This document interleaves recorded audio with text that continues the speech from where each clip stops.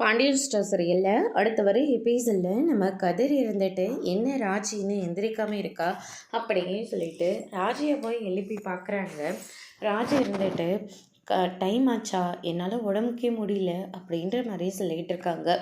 இதுக்காக தான் சொல்கிறத கேட்கணுன்னு சொல்கிறது.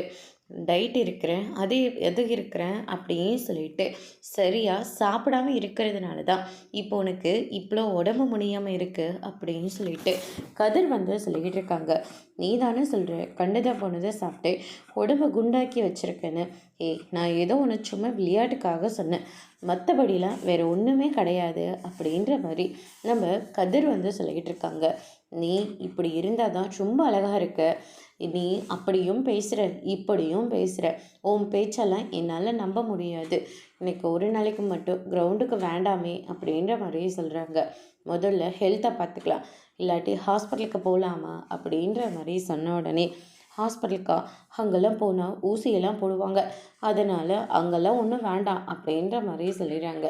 அதுக்கடுத்து தான் பார்த்திங்கன்னா வாமிட் பண்ணிக்கிட்டு இருக்காங்க.